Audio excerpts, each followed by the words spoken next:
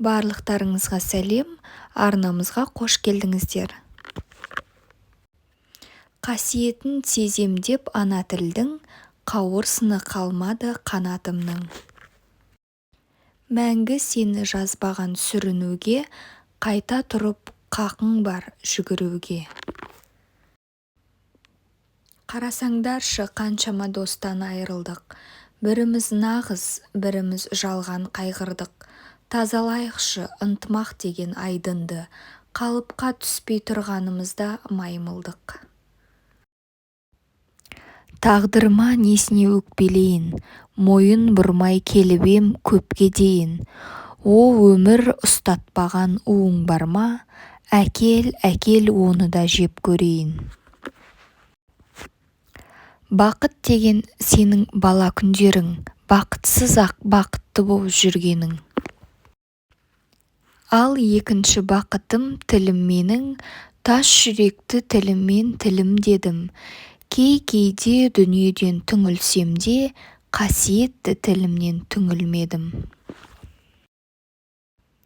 Өлгеннен сұра дер едім, тірі жандарға өмір дегеннің не екенін.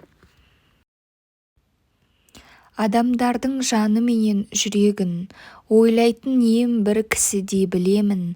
Ажырата алмай шуағы мен түнегін, танығанға мәз болыппын реңін. Уақытты тоқтатар шамаң бар ма? Бәрі өтеді дәуірлер, замандар да. Менің жаным ашиды мына өмірді, өтпейтіндей көретін адамдарға.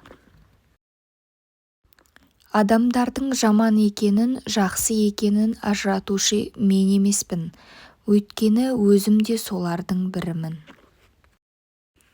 Өмір дегенің бір күндік сәуле екен ғой. Ақырын жүрсең, сорың сені қуып жетеді. Жылдам жүрсең, сен сорыңды қуып жетесің.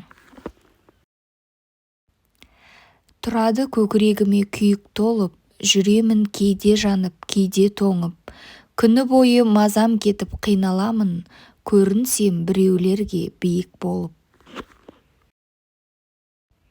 Қыран ол өте биікте самғайды. Мына күнәлі топыраққа қонғысы да келеді. Қонғысы да келмейді. Егер тартылыс заңы болмаса, сол аспанда қала берер ме еді?